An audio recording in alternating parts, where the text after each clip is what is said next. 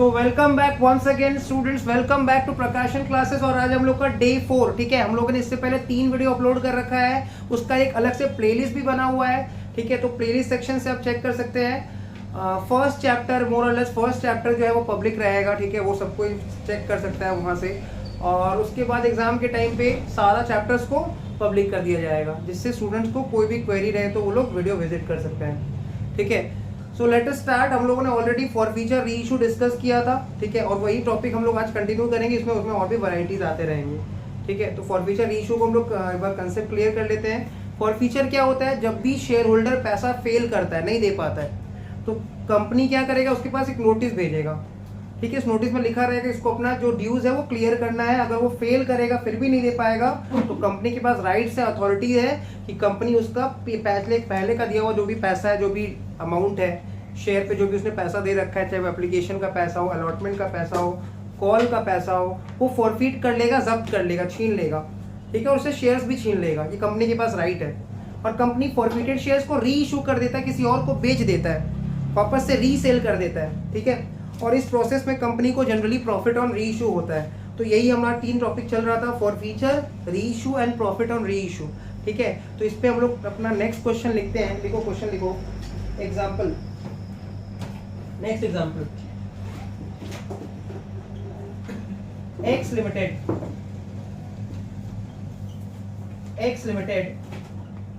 forfeited 3,500 equity shares. X Limited forfeited 3,500 equity shares of rupees 10 each. X Limited forfeited 3,500 equity shares of rupees 10 each, comma rupees 7 called up. तो इस line से ये clear हो गया कि company जो share forfeit कर रहा है वो 3,500 इक्विटी शेयर है, जिसका फेस वैल्यू 10 रुपया है। और इस 10 रुपया में अभी तक कॉल्ड अप कितना है? 7 रुपया। सो अनकॉल्ड कैपिटल कितना है अभी तक, जो कंपनी मांगा ही नहीं है? 3 रुपया। क्लियर? कॉल्ड अप है 7 रुपया। For non payment of allotment, for non-payment of allotment of rupees 3 per share, for non-payment of allotment of rupees 3 per share, bracket में लिख देंगे including premium ₹1, including premium ₹1, including premium ₹1, ठीक है। उसके बाद तो यहाँ तक क्वेश्चन समझ लेते हैं कि कंपनी ने शेयर फॉरफिट किया, 3,500 इक्विटी शेयर फॉरफिट किया, जिसका फेस वैल्यू 10 रुपया है। फेस वैल्यू 10 रुपया है, कॉल्ड अप 7 रुपया, मतलब कंपनी अभी तक इसमें 7 रुपया ही मांगा है, ठीक है। और इस 7 रुपया में वो क्या फेल किया था? अलॉटमेंट का 3 रुपया नहीं दे पाया था। इस 3 रुपया में प्रीमियम कितना है? 1 रुपया। Full stop.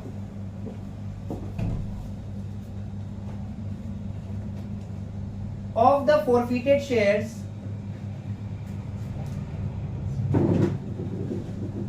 of the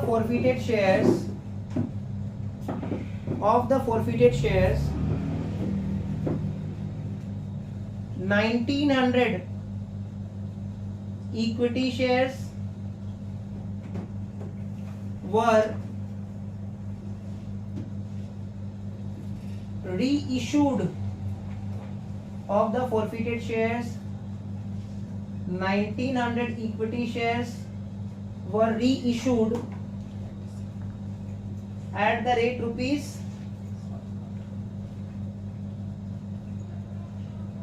6 per share,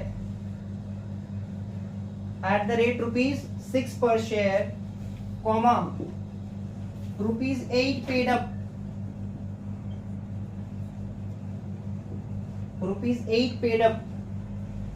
and 1100 equity shares were reissued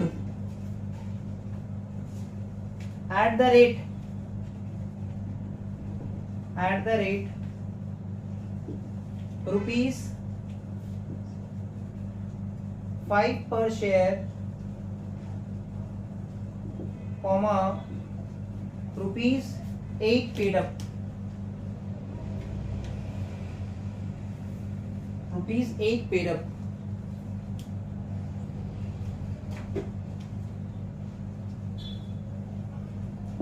Pass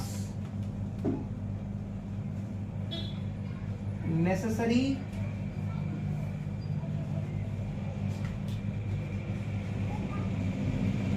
अच्छा 8 नहीं होगा, ये 7 कर दो, ठीक है, क्योंकि ना कॉल्ड अप 7 था ना, 7 कर दो, कॉल्ड अप 7 था, इसको 7 कर दो। Journal entries,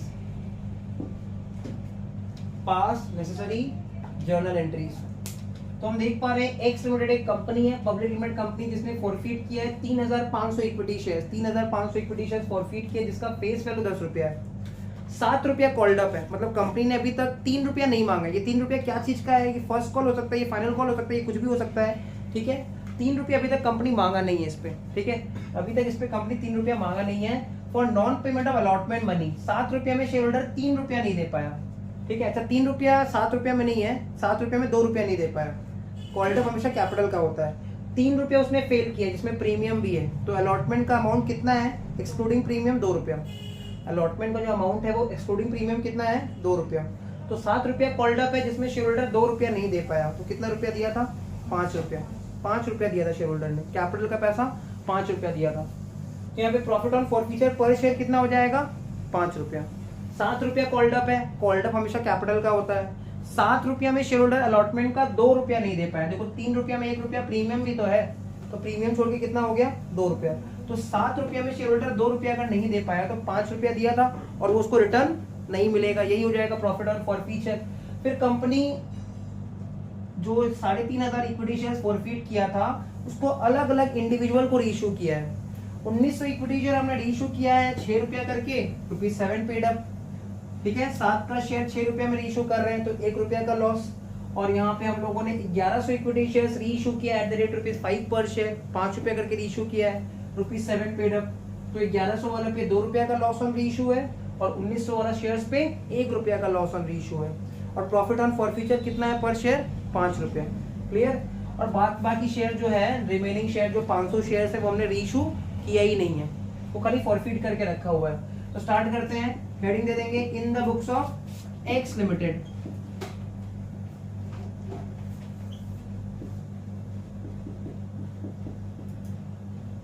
in the books of X limited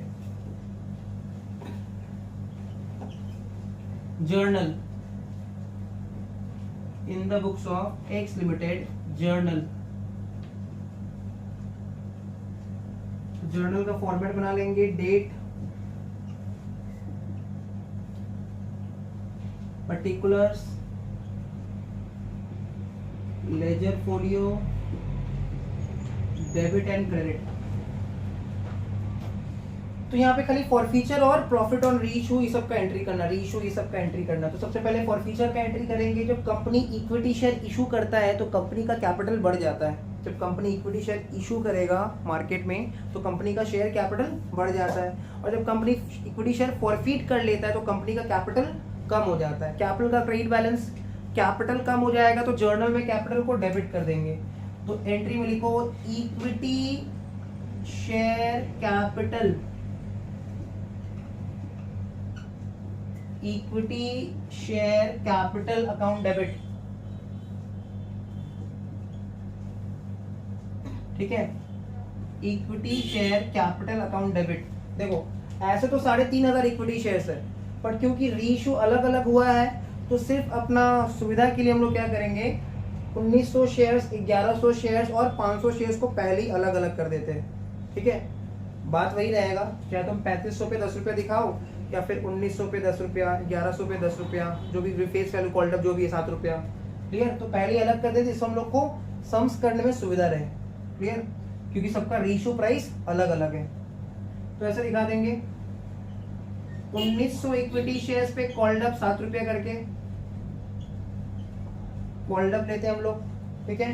तो 1900 इक्विटी शेयर जो री इशू हुआ था, फॉरफिट भी हुआ था। फिर उसके बाद 1100 इक्विटी शेयर्स, इस पे भी कॉल्ड अप 7 रुपया करके, और 500 इक्विटी शेयर्स, इसके ऊपर भी कॉल्ड अप 7 रुपया करके, ठीक है। अल्टीमेटली बात वही है, 1900, 1100, 3000 और 500, 3500। तो 3500 इक्विटी शेयर्स पे 7 रुपया नहीं करके हम लोगों ने डायरेक्टली तोड़ के दिखाया, मतलब ताकि हम लोग को ब्रेक पता रहे एक एक एलिमेंट का, ठीक है। तो कितना आ रहा है ये 24,500। तो इक्विटी शेयर कैपिटल को हमने डेबिट कर दिया 24,500। 1900 इक्विटी शेयर्स पे जो कॉल्ड अप है वो 7 रुपया है, 1100 इक्विटी शेयर्स का भी कॉल्ड अप 7 रुपया है, 500 इक्विटी शेयर्स का भी कॉल्ड अप 7 रुपया है। अब चेक करो कि ये 3500 इक्विटी शेयर्स जो है ये लोग फेल किया था अलॉटमेंट, जिसके अंदर प्रीमियम कितना था 1 रुपया। अलॉटमेंट फेल किया था, अलॉटमेंट था 3 रुपया करके, जिसके अंदर प्रीमियम कितना था 1 रुपया। क्योंकि इन्होंने अलॉटमेंट फेल किया था और अलॉटमेंट के अंदर प्रीमियम भी इंक्लूडेड है, तो इन्होंने प्रीमियम भी फेल किया था। और क्योंकि शेयर होल्डर ने प्रीमियम पे फेल किया था तो प्रीमियम को हम लोग डेबिट कर देंगे, ठीक है। Share holder has failed to pay the amount of securities premium at the time of allotment, hence premium will be debited in the entry of forfeiture. क्योंकि शेयर होल्डर प्रीमियम का पैसा फेल किया था, नहीं दे पाया था, इसलिए हम लोग क्या करेंगे, प्रीमियम को डेबिट कर देंगे। क्लियर? तो उसको दिखा देंगे ऐसे करके, securities premium account debit, securities premium account debit, securities premium account debit. इसमें भी दिखा दो ब्रेक करके।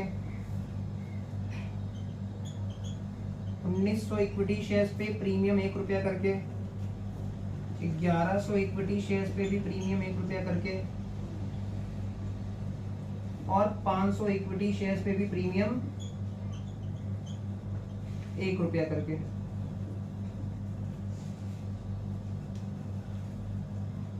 तो ये अल्टीमेटली आ रहा है 3500। Securities premium debit. So equity share capital debit हो जाता है कॉल्ड अप का वैल्यू से, सिक्योरिटीज प्रीमियम को डेबिट कर दिए प्रीमियम वैल्यू से। अब देखो शेयर होल्डर ने क्या फेल किया था, 3 रुपया करके फेल किया था पर शेयर पे। तो यहाँ पे हम दिखा सकते हैं, to calls in arrear account, to calls in arrear account, 1900 equity shares at the rate ₹3। देखो 3 क्यों होगा, क्योंकि 3 रुपया फेल किया है, हमने प्रीमियम को डेबिट किया है तो प्रीमियम को क्रेडिट भी करना पड़ेगा, डबल एंट्री सिस्टम है।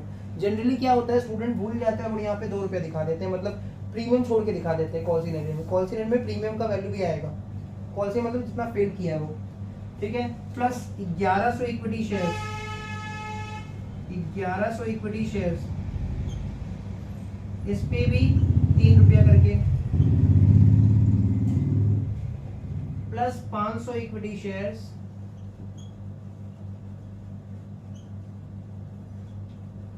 इस पे भी 3 रुपया करके। तो ये कितना आ रहा है 10,500, 10,500, ठीक है। अब देखो 7 रुपया कॉल्ड अप था और प्रीमियम का भी 1 रुपया मांगा गया था, 8 रुपया। अगर टोटल बात की जाए, टोटल 8 रुपया, 8 रुपया में ये 3 रुपया नहीं दे पाया, तो कितना रुपया दिया 5 रुपया। सबका वही कहानी है, देखो 7 रुपया कॉल्ड अप है कैपिटल का, 1 रुपया प्रीमियम का है, टोटल 8 रुपया हुआ। कैपिटल का 7 रुपया कॉल्ड अप, 1 रुपया प्रीमियम का, टोटल कितना हुआ 8 रुपया।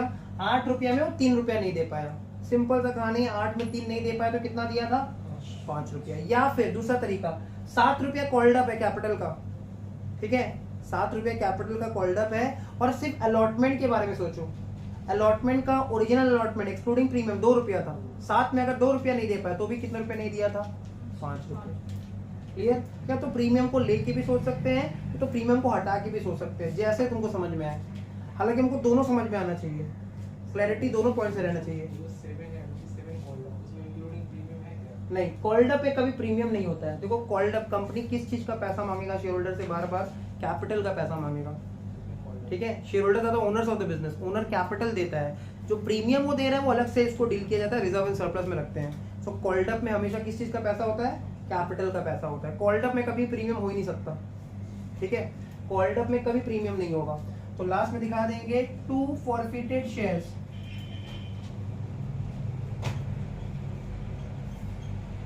2 फॉरफिटेड शेयर्स, 1900 इक्विटी शेयर्स पे कितना रुपया करके शेयर होल्डर दे रखा था? 5 रुपया करके। सिमिलरली 1100 इक्विटी शेयर्स पे भी शेयर होल्डर ने कितना रुपया करके दे दिया था? 5 रुपया करके। और 500 इक्विटी शेयर्स पे भी 500 इक्विटी शेयर्स पे भी शेयर होल्डर कितना रुपया करके दे रखा था? 5 रुपया करके। क्या ये इनको रिटर्न मिलेगा? नहीं। तो हम लोग ने जानबूझ के देखो अलग अलग इसलिए किया है ना, ताकि हम लोग को इजी रहे कि 1900 इक्विटी शेयर्स का प्रॉफिट ऑन फॉरफीचर 5 रुपया, और 1900 इक्विटी शेयर्स का अगर हम लॉस का बात करें तो 1 रुपया है। तो 1900 इक्विटी शेयर्स पे 5 रुपया का प्रॉफिट ऑन फॉरफीचर, 1 रुपया का लॉस, तो 4 रुपया का प्रॉफिट 1900 शेयर्स पे। और 1100 शेयर्स पे प्रॉफिट ऑन फॉरफीचर 5 रुपया, बट लॉस कितना है 1100 शेयर्स पे? 2 रुपया करके। तो 1100 शेयर पे फाइनल प्रॉफिट जो है वो 3 रुपया करके है। और ये तो हमने रीइशू किया ही नहीं, इसलिए तोड़ तोड़ के किए थे, और कोई रीजन नहीं था, ठीक है, ताकि हम लोग को इजीली कॉपी से समझ में आए। तो ये कितना आ रहा है? 3500 इंटू 5, 17,500। तो ये हमारा फॉरफीचर का एंट्री हो गया, ठीक है। ये हो गया हमारा फॉरफीचर का एंट्री। एग्जाम में जो सम्स आएगा उसमें 100% forfeiture, reissue, profit on reissue, pro rata, ये सब रहेगा, ठीक है। और जनरली एग्जाम में जो सम्स आता है जर्नल एंड कैश बुक बनाने देता है, कभी कभी जर्नल और बैलेंस शीट भी दे सकता है। तो नरेशन लिख दो। 3,500 equity shares, 3,500 equity shares forfeited, 3,500 equity shares forfeited, 3,500 equity shares forfeited for non-receipt, for non-receipt, for non-receipt of, for non-receipt of allotment money, for non-receipt of allotment money at the rate rupees 3 per share, for non-receipt of allotment money at the rate rupees 3 per share, at the rate rupees 3 per share, at the rate rupees 3 per share, including premium, including premium of rupees 1 per share, including premium of rupees 1 per share, including premium of rupees 1 per share, as per board's, as per board's resolution, as per board's resolution number, as per board's resolution number dot dot dot dated dot dot dot। तो ये हमारा forfeiture का entry खत्म। अब reissue का entry आएगा। तो देखो रीइशू का एंट्री में भी हम लोग ऐसे ब्रेक करके दिखाएंगे तो हमारे लिए इजी रहेगा और कुछ नहीं, ठीक है। तो रीइशू का entry,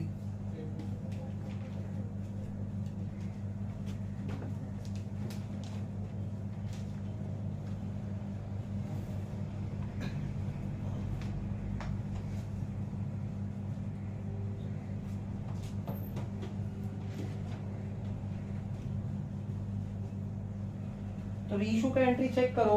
company 1900 equity share reissue कर रहा है, कितना करके? रीइशू प्राइस 6 रुपया करके, और पेड अप कितना है उसका? 7 रुपया। मतलब कंपनी 7 वाला शेयर 6 रुपया में रीइशू कर रहा है। जो शेयर का वैल्यू 7 रुपया है उसको कंपनी 6 रुपया में रीइशू कर रहा है, ठीक है। तो कंपनी को कितना लॉस हो रहा है? 1 रुपया का लॉस हो रहा है। तो बैंक अकाउंट डेबिट, क्योंकि कंपनी शेयर रीइशू कर रहा है और रीइशू करने पे कंपनी के पास पैसा आएगा, पैसा आएगा तो कंपनी का बैंक बैलेंस बढ़ जाएगा। तो लिख देंगे 1900 equity shares at the rate rupees 6, 6 रुपए का रीइशू कर रहा है। उसके बाद 1100 इक्विटी शेयर्स भी कंपनी रीइशू कर रहा है एट द रेट रुपीज 5। तो कंपनी के पास टोटल पैसा इतना आ रहा है 1900 शेयर्स पे 6 रुपया करके, 1100 शेयर्स पे 5 रुपया करके, ठीक है। कितना आ रहा है? 16,900। तुम देखो इस सम्स में अलग अलग री इशू प्राइस दिया हुआ है, रीइश्यू प्राइस अलग अलग दिया हुआ है, ठीक है, 16,900। क्लियर। उसके बाद दोनों ही शेयर जो रीइश्यू हो रहा है, दोनों ही क्लास ऑफ शेयर जो हम रीइश्यू कर रहे हैं अलग अलग शेयर होल्डर्स को, दोनों ही लॉस में रीइश्यू हो रहा है, क्योंकि शेयर का वैल्यू कितना है 7। 7 का चीज यहाँ हमने 6 में बेचा, 7 का चीज यहाँ पे हमने 5 में बेचा, दोनों का लॉस है। तो लॉस के लिए हम लिख देंगे forfeited shares account debit. Forfeited, देखो 500 वाला क्यों नहीं आया, क्योंकि वो तो रीइश्यू नहीं हुआ ना। 500 वाला इक्विटी शेयर्स क्यों नहीं लिए, क्योंकि वो तो रीइश्यू हुआ ही नहीं है। क्लियर। तो forfeited shares account debit. Student के माइंड में डाउट आ जाएगा 500 वाला कहाँ चला गया, तो 1900 इक्विटी शेयर्स पे कितना करके, 1 रुपया करके, प्लस 1100 इक्विटी शेयर्स पे 2 रुपया करके, तो 1900 और उधर पे 2200, कितना 4,100। ये हो जाएगा लॉस, ठीक है। देखो पर शेयर दोनों का अलग अलग दिख रहा है हम लोग को। अच्छा, उसके बाद लिख देंगे टू इक्विटी शेयर कैपिटल हमेशा हमेशा हमेशा हमेशा हमेशा हमेशा हमेशा पेड अप से क्रेडिट होगा। पेड अप कितना है, 7 रुपया। नहीं, तुम लोग को लग रहा होगा कुछ ग्लिच हुआ है, ऐसा नहीं है, ग्लिच नहीं हुआ है, ये ऐसे ही रहा रिपीटेड, ठीक है। वो लोग को लग रहा है कुछ ग्लिच हो गया है, ठीक है, रिपीटेडली होते जा रहा है, ये हमारे यहाँ पे ऐसा होता रहता है, ये नॉर्मल है। तो इक्विटी शेयर कैपिटल, ठीक है, 1900 इक्विटी शेयर्स पे 7 रुपया करके, प्लस 1100 इक्विटी शेयर्स पे 7 रुपया करके, कितना आ रहा है total 21,000।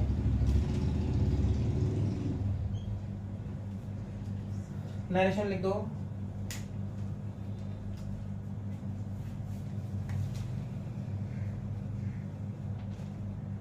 $1,900 forfeited shares, 1900 forfeited shares reissued at the rate rupees 6 per share, at the rate rupees 6 per share, comma rupees 7 paid up, and 1100 equity, 1100 forfeited shares, 1100 forfeited shares reissued at the rate rupees 5, comma rupees 7 paid up, at the rate rupees 5, comma rupees 7 paid up। तो ये हो गया reissue का narration. अब final profit, अगर हम ध्यान से देखें 1900 शेयर्स पे प्रॉफिट ऑन फॉरफीचर पर शेयर, आरती बताओ, कॉपी देख के बताओ, 1900 शेयर्स पे प्रॉफिट ऑन फॉरफीचर पर शेयर कितना था, 5 रुपया, और वही 1900 शेयर्स पे लॉस ऑन रीइश्यू कितना है, 1 रुपया। तो फाइनल प्रॉफिट कितना बचा, 4 रुपया। तो 1900 शेयर्स पे 4 रुपया करके दिखाएंगे। और अगर 1100 शेयर्स का बात करें तो प्रॉफिट ऑन फॉरफीचर कितना था पर शेयर, 1100 शेयर्स पे प्रॉफिट ऑन फॉरफीचर कितना था, नहीं, ठीक से कॉपी देखो, कहाँ दिख रहा है बोलो तो हम लोग को प्रॉफिट ऑन फॉरफीचर, जब फॉरफीचर का एंट्री में जो 2 फॉरफिटेड शेयर्स लिखे हैं ना, उसमें फॉरफीचर का एंट्री में जो 2 फॉरफिटेड शेयर्स दिख रहा है, फॉरफीचर का एंट्री में जो 2 फॉरफिटेड शेयर्स दिख रहा है, तो वहाँ 5 रुपया दिख रहा है, उस 5 रुपये को मार्किंग कर लो, वो हमारा प्रॉफिट ऑन फॉरफीचर है। तो 1100 शेयर्स पे प्रॉफिट ऑन फॉरफीचर 5 रुपया, और रीइश्यू का लॉस कितना, 2 रुपया, तो 5 में 2 रुपये चला गया तो 3 रुपया, ठीक है। तो ये फाइनल प्रॉफिट है। तो यहाँ पे लिख देंगे हम लोग forfeited shares account debit,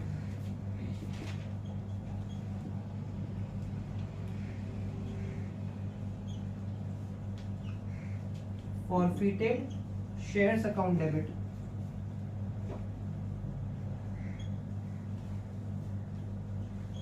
to capital reserve, 1900 equity shares पे at the rate rupees, profit on forfeiture था 5 और रीइश्यू का लॉस था 1 रुपया, ठीक है। प्लस 1100 इक्विटी शेयर्स पे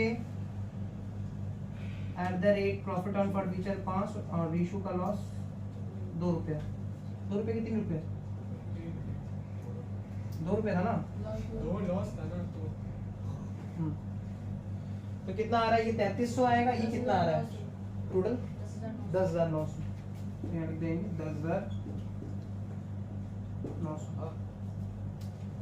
10,900 नरेशन लिख देंगे। Profit on reissue, profit on reissue transfer to capital reserve, profit on reissue transfer to capital reserve, profit on reissue transfer to capital reserve, profit on reissue transfer to capital reserve.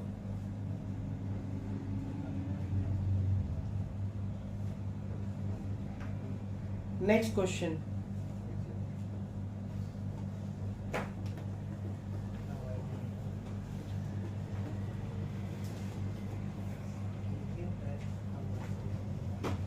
देखो next question देखो example. इतना सारा example करेंगे कि forfeiture ratio एकदम दिमाग में एकदम फुल में आ जाएगा। ठीक है, उसके बाद नेक्स्ट टॉपिक में जाएंगे एपीएस। ठीक है, एडजस्टमेंट पर शेयर, फिर कैसे रेशियो कैलकुलेट करते हैं, रेशियो कैसे निकालते हैं, अप्लाइड डिस्टॉर्टेड, बहुत सारा नया नया टॉपिक आएगा। ठीक है, ऐसा नहीं कि जो तुमने 12 में सीखा था वही है।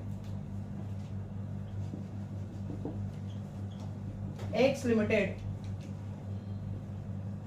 forfeited 5,000 equity shares of rupees 10 each, 10 each, issued at a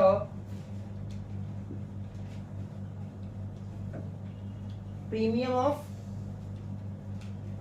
30%, comma payable along with allotment, payable along with allotment, payable along with allotment, payable along with allotment for non-payment of first call of rupees 2 per share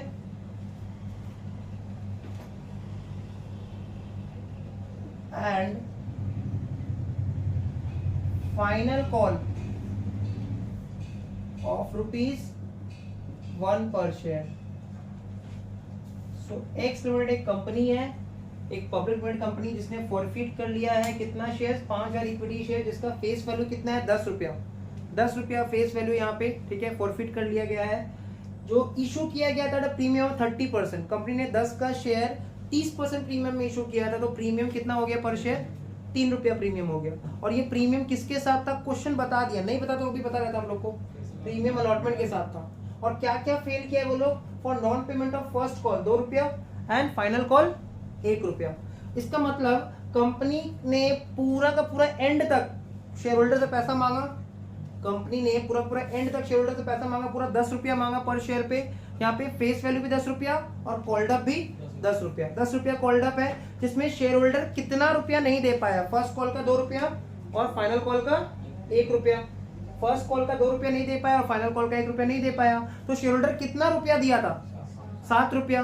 अच्छा, allotment दे दिया था ना उसने, fail नहीं किया है, और allotment में प्रीमियम था तो प्रीमियम भी दे दिया था। हमको प्रीमियम से कोई मतलब नहीं है, प्रीमियम का पता मिल गया था तो प्रीमियम से कोई मतलब नहीं है। शेयर का फेस वैल्यू 10 रुपया है। 10 रुपया में शेयर होल्डर ने फर्स्ट कॉल 2 रुपया नहीं दिया, फाइनल कॉल 1 रुपया नहीं दिया। कंपनी फाइनल कॉल तक उससे पैसा मांगा, तभी तो वो फेल किया फाइनल कॉल। इसका मतलब यहाँ पे कॉल्ड अप कितना हो गया? 10 रुपया। कॉल्ड अप 10 रुपया, अनपेड कितना हो गया? 3 रुपया, और पेड अप कितना हो गया? 7 रुपया। पेड अप कैपिटल का होता है, हमको प्रीमियम से कोई मतलब ही नहीं है।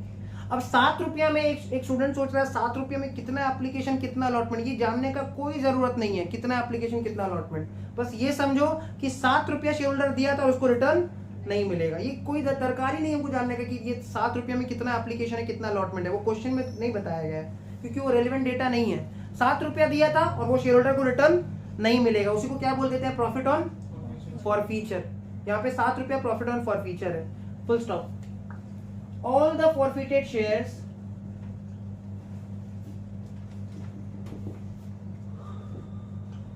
were later on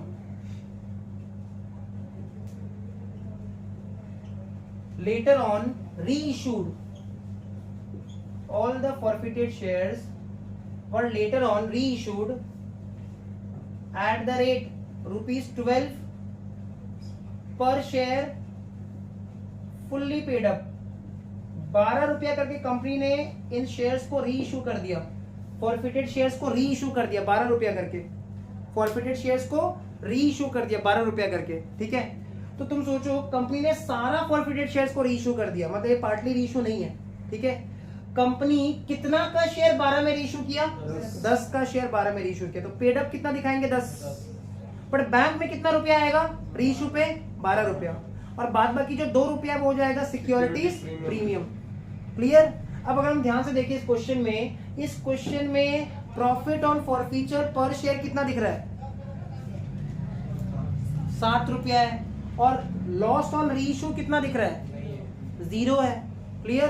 तो तरीका वही है, प्रॉफिट ऑन फॉरफीचर 7 रुपया, लॉस ऑन रीइश्यू 0, तो 7 माइनस 0 कितना 7, 7 रुपया प्रॉफिट ऑन रीइश्यू, और कितना शेयर रीइश्यू किया, ऑल द फॉरफिटेड शेयर्स, मतलब कितना शेयर 5000, तो 5000 शेयर पे 7 रुपया करके 35,000 फाइनल आंसर बन जाएगा। ये होमवर्क में लिख लो इसको, ये हमारे को होमवर्क पे रहेगा, ठीक है, ये हमारा होमवर्क वाला सेक्शन में रहेगा। अब हम लोग फॉरफीचर रीइश्यू सीख गए हैं, ठीक है। इस हम ने ये सीखा है कि जो सिक्योरिटीज प्रीमियम का पैसा आएगा ना रीइश्यू के टाइम पे, वो कैपिटल रिजर्व के साथ इंजेक्ट नहीं होगा, ऐड नहीं होगा, क्लब नहीं होगा, ठीक है, उसके साथ जुड़ेगा नहीं। क्लियर। सिक्योरिटीज प्रीमियम को अलग रखते हैं और कैपिटल रिजर्व का प्रॉफिट अलग रखते हैं। क्लियर। ओके, सो हम लोग न्यू टॉपिक में जाते हैं। तो हो गया, मिटा दें। इसका फाइनल आंसर कितना आएगा, 5000 इक्विटी शेयर्स पे 7 रुपया करके 35,000 फाइनल आंसर आएगा। अब कॉपी में लिखो, कॉपी के बीच में लिख देना इशू ऑफ शेयर्स। 3 तरह का हो सकता है, या तो अंडर सब्सक्राइब्ड होगा,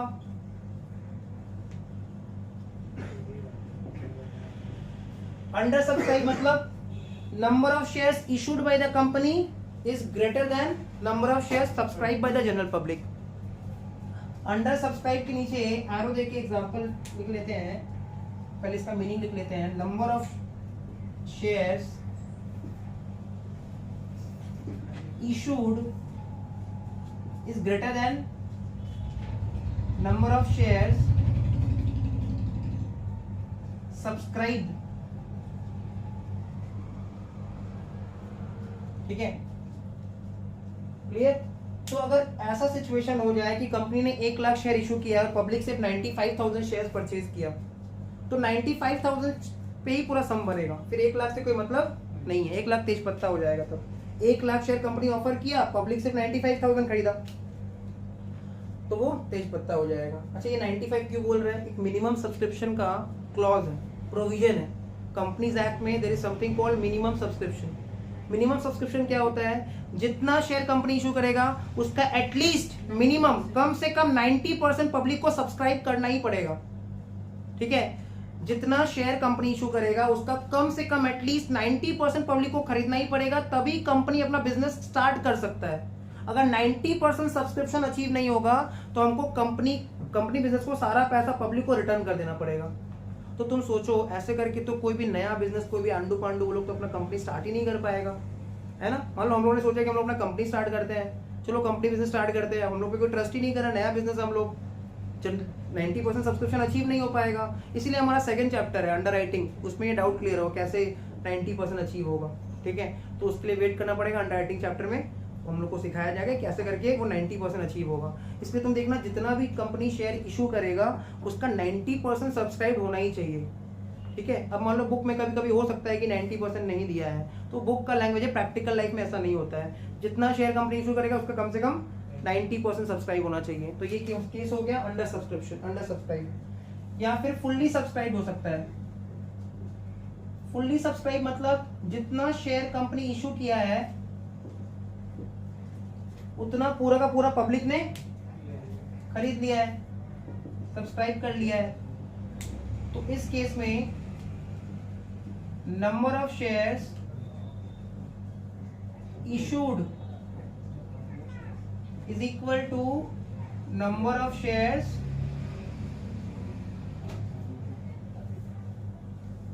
subscribed, number of shares subscribed। ठीक है। तीसरा सिचुएशन है ओवर सब्सक्रिप्शन या ओवर सब्सक्राइब्ड।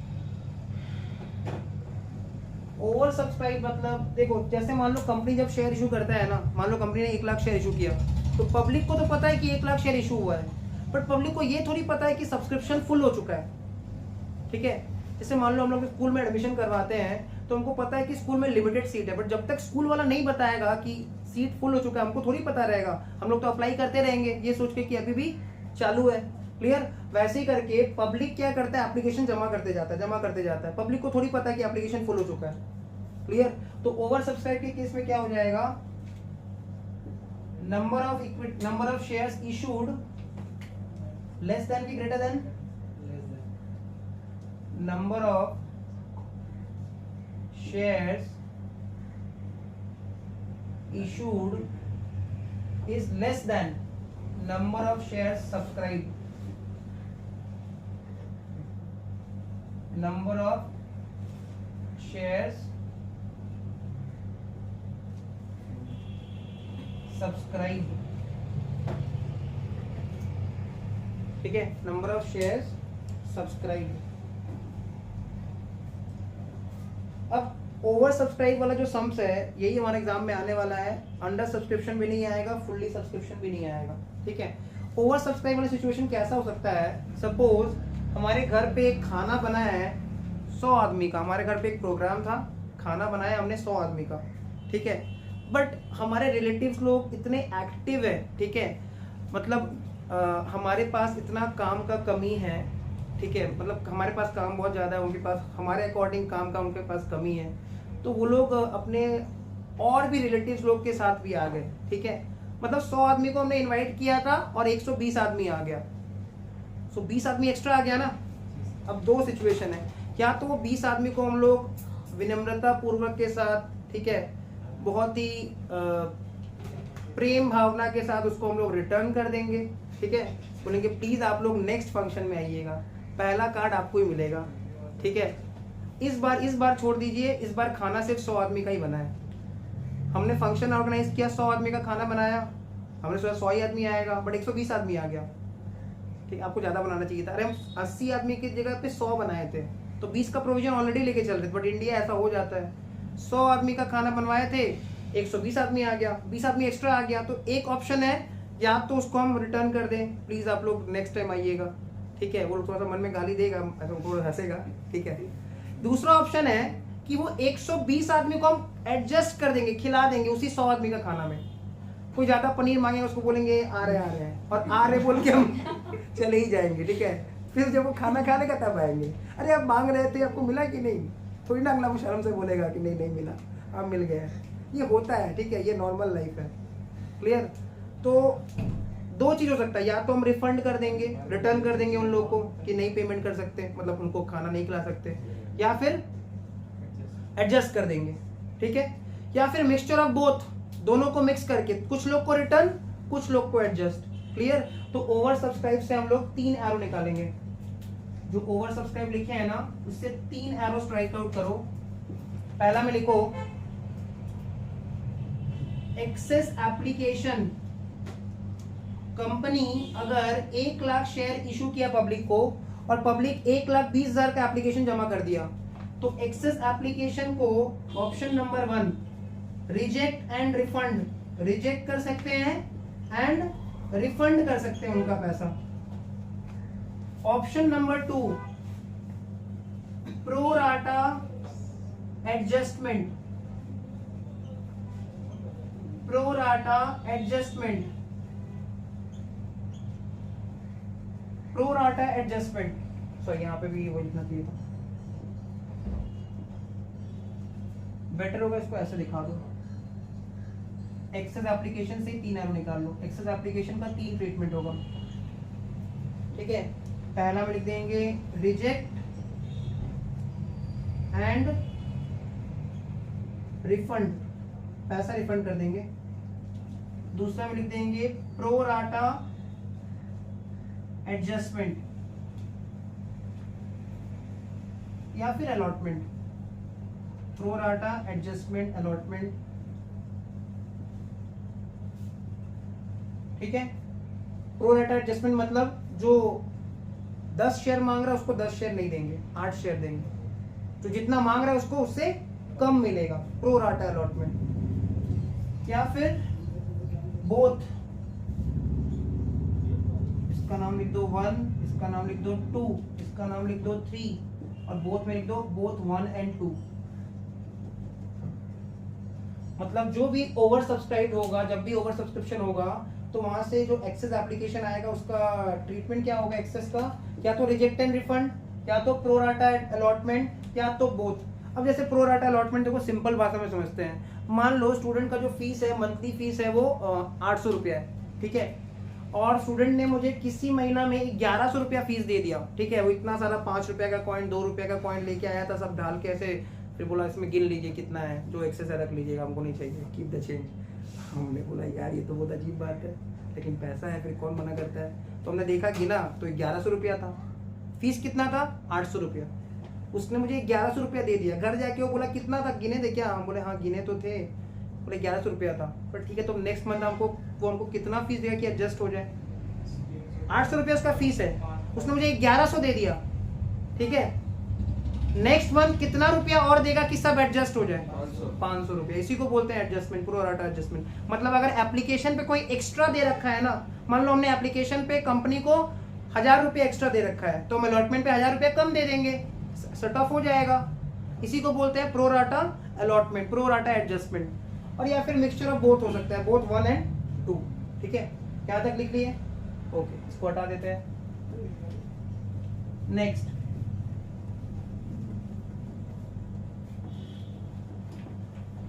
लिखो example.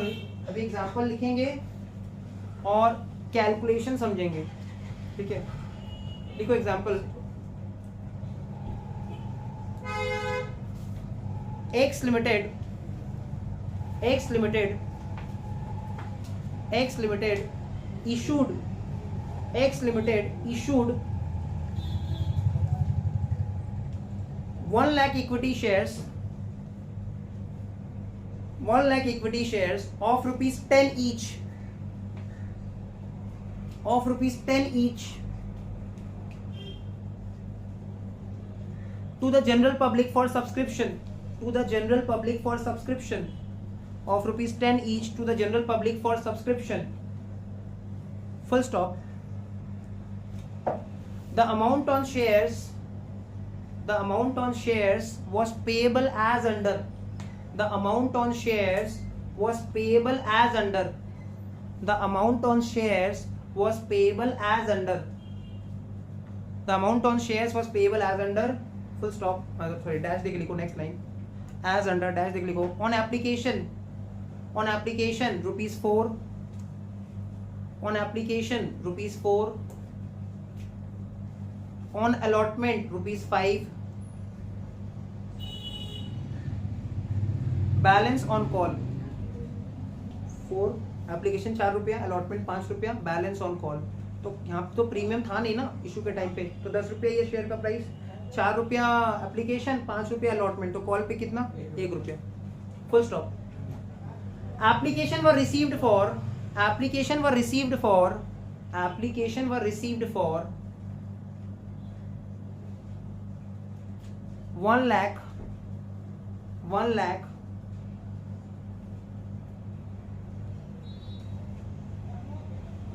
30,000 shares, 1,30,000 shares, 1,30,000 shares,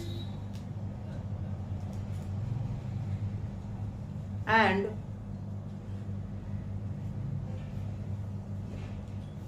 excess application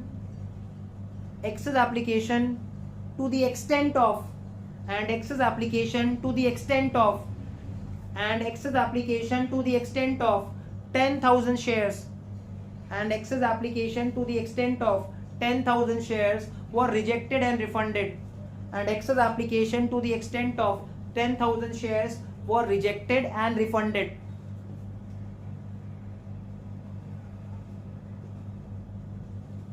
Full stop. A shareholder holding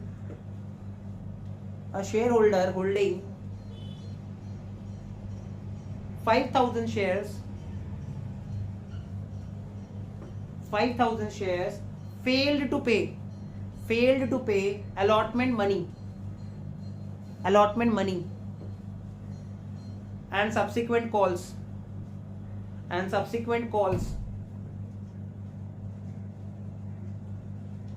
full stop. Calculate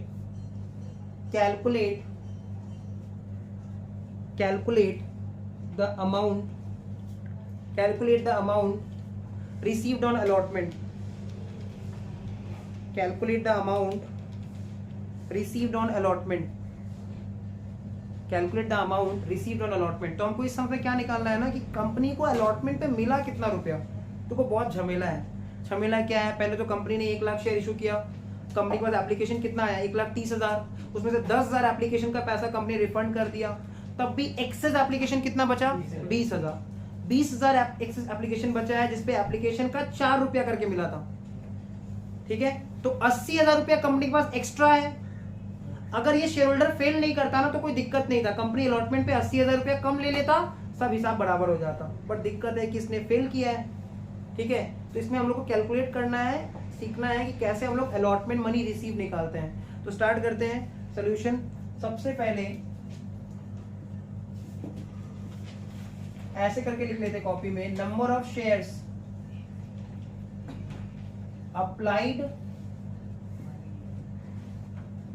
and number of shares allotted.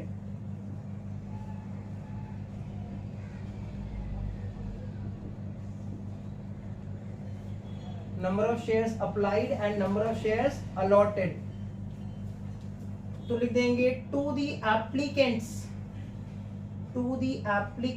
of 10,000 shares. देखो हमारा total application है कितना, पहले टोटल लिख देते हैं. एप्लीकेशन टोटल कितना आया था 1,30,000. ठीक है, तो 1,30,000 में से 10,000 एप्लीकेंट्स को पैसा हमने रिफंड कर दिया. To the applicants of 10,000 shares.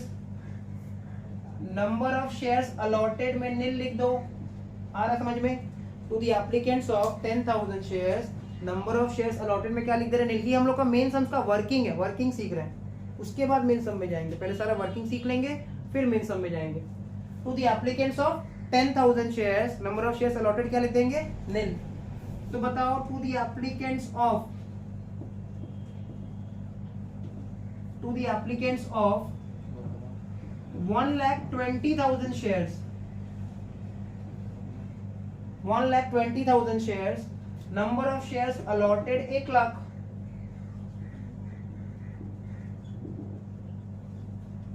To the applicants of 1,20,000 shares, number of shares allotted 1 lakh. समझ में आ रहा है. मतलब ये देखो, ये एक कैटेगरी हो गया, ये एक ग्रुप है. इसको हमने कुछ नहीं दिया, इसको हमने रिफंड कर दिया. ये मत पूछना किस बेसिस पे रिफंड किया इन लोग को. ठीक है, वो कोई भी बेसिस होता है, वो रैंडमली भी हमने रिफंड कर दिया. ठीक है, एप्लीकेशन को उठाया, ये एप्लीकेशन रिफंड होगा 10,000. ठीक है, इसका कोई बेसिस नहीं होता है. ठीक है, वो बाद में देखा जाएगा. तो 1,20,000 एप्लीकेशन अप्लाई कर रहा था, उसको मिला कितना 1 लाख. अगर हम यहाँ पे ध्यान से देखें ratio of applied is to allotted अगर हमको निकालना पड़े. ठीक है, एक बार डिस्कस करते हैं. Ratio of applied is to allotted तो कितना निकलेगा रेशियो 12:10, 36:5. मतलब जो 6 शेयर मांग रहा था उसको कितना शेयर मिला 5 शेयर मिला. जो 6 शेयर मांग रहा था उसको 5 शेयर मिला. तुम देखो यहाँ पे जो शेयर होल्डर फेल कर रहा है उसका 5,000 शेयर्स होल्डिंग वर्ड लिखा है. क्वेश्चन में लिखा है 5,000 शेयर्स होल्डिंग. होल्डिंग मतलब अलॉटेड की अप्लाइड. हम जिस चीज को होल्ड कर रहे हैं हाथ में, हमको अलॉट हुआ तब तो होल्ड कर रहे हैं। तो होल्डिंग वर्ड का मतलब अलॉटेड बता रहा है कि अप्लाइड बता रहा है? अलॉटेड। तो इसका 5000 शेयर्स अलॉटेड है। तो थोड़ा सोचो, ratio of applied is to allotted 6:5 है। 12:10 मतलब 6:5 है। मतलब applied is equal to 6 and allotted is equal to 5 और अलॉट हुआ है 5000। तो उसने अप्लाई कितना किया था? 6000। नहीं समझ में आया? एक बार फिर से बता दे रहे हैं। अगर हम रेशियो देखें तो ये 6:5 आ रहा है ना। Ratio of applied is to allotted 6:5 आ रहा है। क्लियर? उसको कितना शेयर्स अलॉट हुआ था? 5000। वो अलॉटेड है ना, तो वो 5 के बराबर है। और अगर अप्लाइड निकालेंगे तो 6000। मतलब उसने मांगा था कितना शेयर्स? अप्लाई किया था 6000 शेयर्स। तो उसने एप्लीकेशन भी कितना शेयर्स पे जमा किया होगा? 6000 शेयर्स पे। कितना करके? 4 रुपया करके। 4 रुपया करके, है कि नहीं? और उसको मिला कितना शेयर्स? 5000 शेयर्स।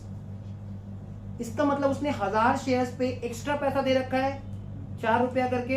हाँ हाँ, उसने 1000 शेयर, नहीं समझ में आया? उसको कितना शेयर्स मिला? 5000 शेयर्स। उसने कितना शेयर्स के लिए अप्लाई किया था?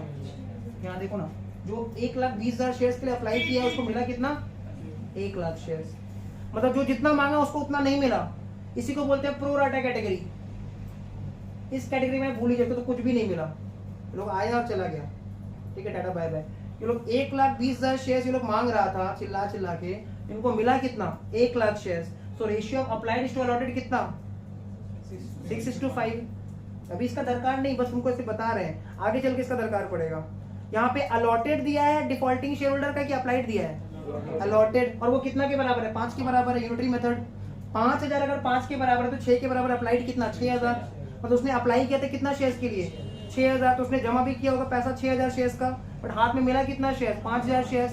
तो 1000 शेयर्स पे 4 रुपए करके 4000 वो कंपनी को एक्स्ट्रा दे रखा है। हाँ, तो अलॉटमेंट पे एडजस्ट करवाएगा, बोलेगा हम 4000 एक्स्ट्रा दे रखा है, एडजस्ट करो उसको। मतलब कॉल सिनेरियर उसका अलॉटमेंट पे कॉल सिनेरियर अगर ध्यान से देखें 6000 शेयर्स पे होगा कि 5000 शेयर्स पे होगा? अलॉटमेंट पे कॉल सिनेरियर, अलॉटमेंट पे कॉल सिनेरियर का कैलकुलेशन 6000 शेयर्स पे होगा कि 5000 शेयर्स पे होगा? 5000 शेयर्स पे होगा। कितना करके होगा? अलॉटमेंट कितना करके है? 5 रुपया करके है। 25,000। कंपनी भूल जाएगा, कंपनी थोड़ा ट्यूशन टीचर लोग ऐसा थोड़ा भूल जाता है, पैसा मांग रहा है। 5000 शेयर पे 5 रुपया करके, ठीक है, 25,000। शोल्डर चिल्ला के बोल रहा है मेरा पहले का 4000 दिया हुआ है, तो वो कितना देने के लिए लायबल था? सिर्फ 21,000। और वही वो फेल कर रहा है। यही सारा कैलकुलेशन हमको यहाँ पे दिखाना है। अभी हम लोग वर्बली डिस्कस किए हैं, अब इसको लिख लेके करेंगे। ठीक है, तो ये बस ये थोड़ा एक्स्ट्रा कैलकुलेशन बता रहे थे, ये भी पार्ट भी एक्स्ट्रा है। ठीक है, हम लोग को अभी इसका काम आएगा, नेक्स्ट क्लास में इसका काम आएगा। अभी थोड़ा डिस्कस कर लिए। ये क्या लिखे हैं? कुछ नहीं लिखे हैं, क्वेश्चन लिखे अभी तक। क्या हुआ? अभी कुछ नहीं हुआ है, अभी सब होगा। ठीक है, to the applicants of 10,000 shares nil. तो 10,000 शेयर्स मांग उसको रिफंड कर दिए, टाटा बाय बाय। जो 1,20,000 शेयर्स मांग बाकी पब्लिक लोग, उसको कितना दिए? टोटल एप्लीकेशन रिसीव कितना? 31। यहाँ तक क्लियर है? ओके। इसके बाद लिखो एडजस्टमेंट पर शेयर, एडजस्टमेंट पर शेयर, एडजस्टमेंट पर शेयर।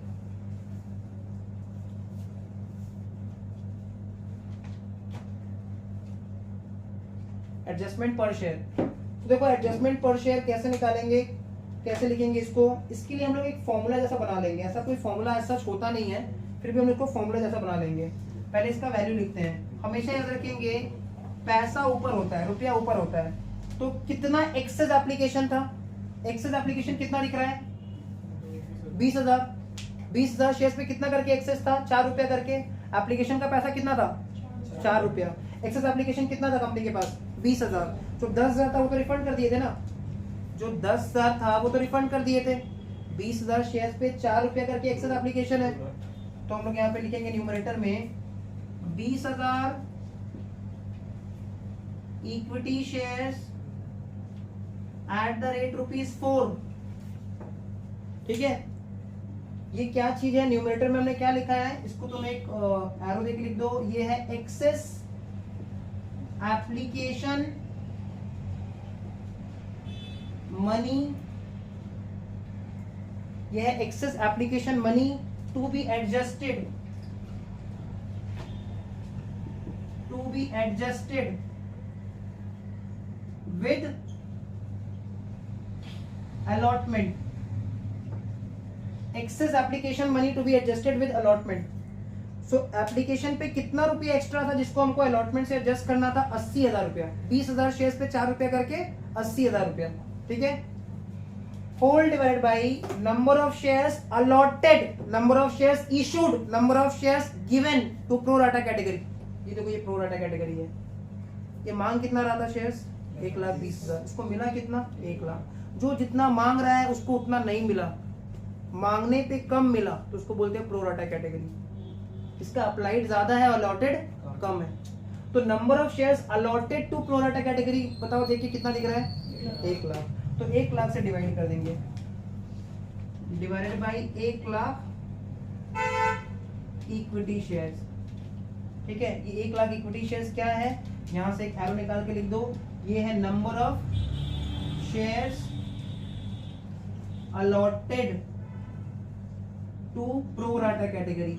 इसका मतलब न्यूमरेटर में हम लोग क्या लेते हैं? एक्सेस एप्लीकेशन मनी, जो हमको एडजस्ट करना है अलॉटमेंट के साथ, और डिनोमिनेटर में क्या लेते हैं? Number of shares allotted to pro rata category. Pro rata category वो कैटेगरी होता है, ठीक है, जो जितना शेयर्स मांग रहे हैं उसको उतना शेयर्स नहीं मिला।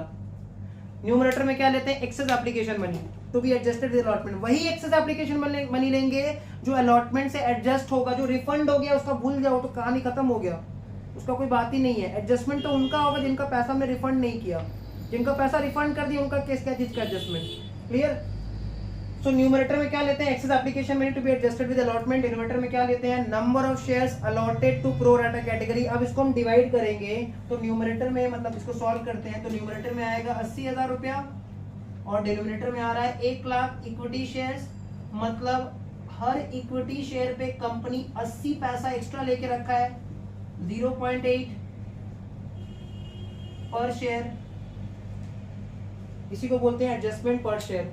हर शेयर पे कंपनी 80 पैसा एक्स्ट्रा लेके रखा है, ठीक है। हर शेयर होल्डर ने हर शेयर पे 80 पैसा एक्स्ट्रा दिया है। एक बात बताओ, शेयर होल्डर्स को कितना शेयर्स मिला था? 1 लाख शेयर। कितना भी कोई कुछ कर ले, मिलेगा तो 1 लाख की शेयर की कंपनी ने उतना ही ऑफर किया था, और हर शेयर पे शेयर होल्डर ने 80 पैसा एक्स्ट्रा दे रखा है। ये एपीएस हो गया। ओके, नेक्स्ट अब निकालेंगे मेन चीज, calculation for amount received on allotment. Calculation for amount received on allotment. Calculation for amount received on allotment. यहां तक हो गया, बता दें। Calculation for amount received on allotment. Calculation for amount received on allotment.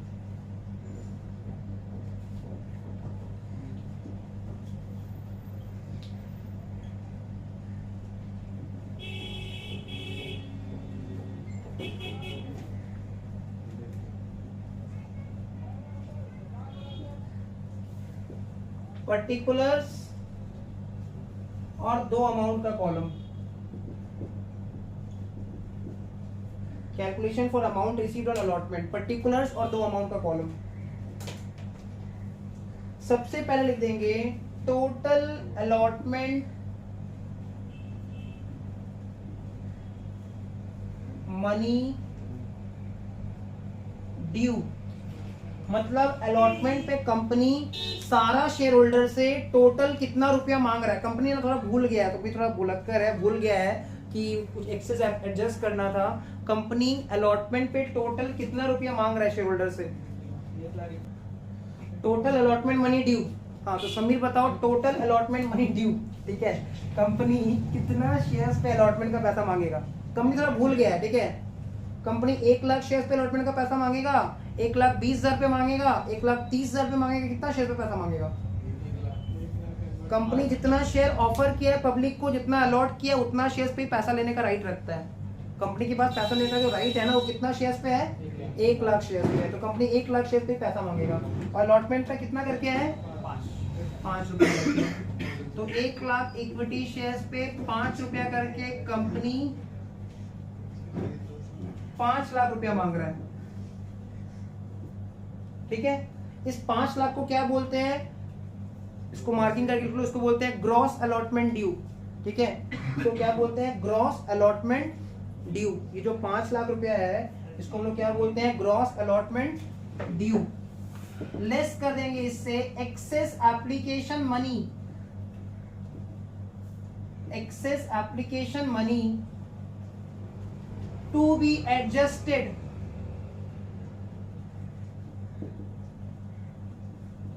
To be adjusted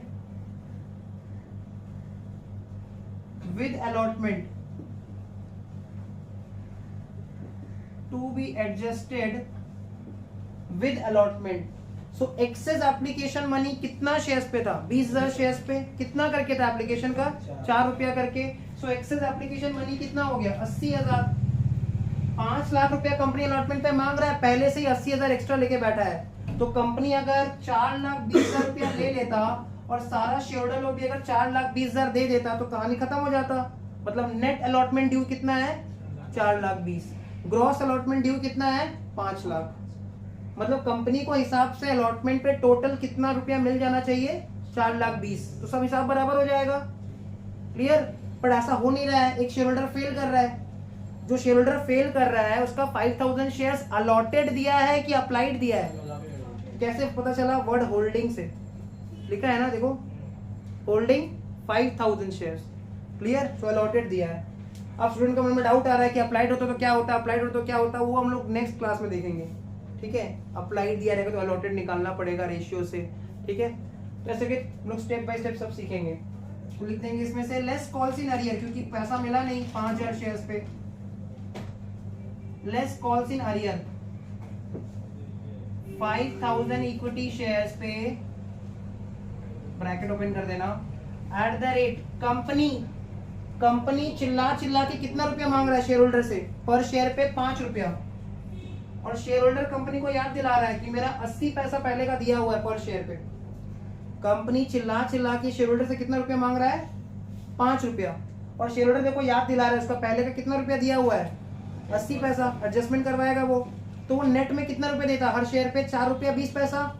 एक share पे share holder कितना रुपया देने के लिए बाध्य था, ऑब्लाइज था, उसका लायबिलिटी कितना था, 4 रुपया 20 पैसा।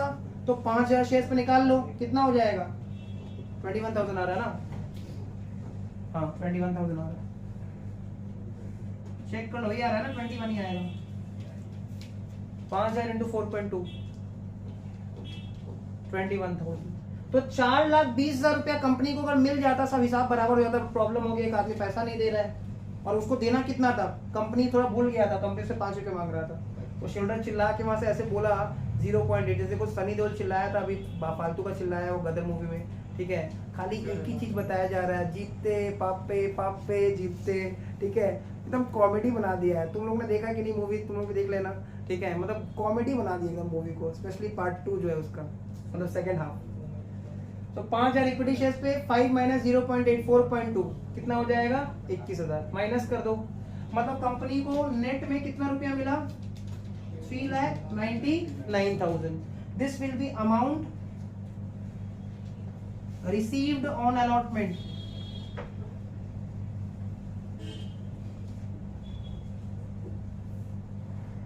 Amount received on allotment.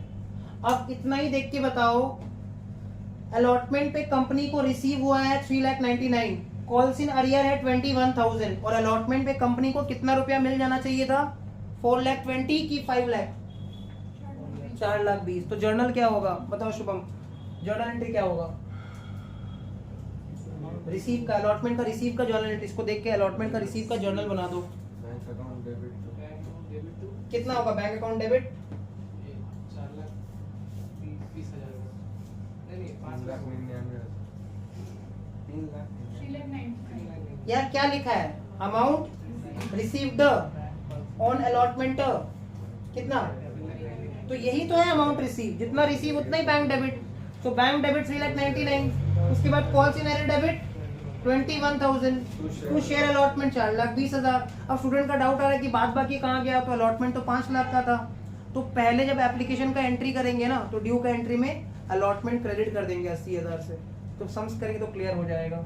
ये समझ में आ गया ये पार्ट, ठीक है। तो देखो ये पार्ट में क्या नया था, फॉरफीचर रेशियो मोटा मोटी हम लोग सीख गए हैं, एक बार के लिए, फिर जब मैं सम्स में जाएंगे तब तो उसमें रहेगा यार सम्स में। और हम लोग को एपीएस कैलकुलेट करना पड़ेगा, एडजस्टमेंट पर शेयर, ठीक है। उसके बाद हम लोग अमाउंट रिसीव और अलॉटमेंट निकालेंगे, ठीक है। तो इसके बाद का जो टॉपिक है वो नेक्स्ट क्लास में कंटिन्यू करेंगे, नेक्स्ट क्लास हम लोग का जो अपलोड होगा उसमें। Thank you, bye bye.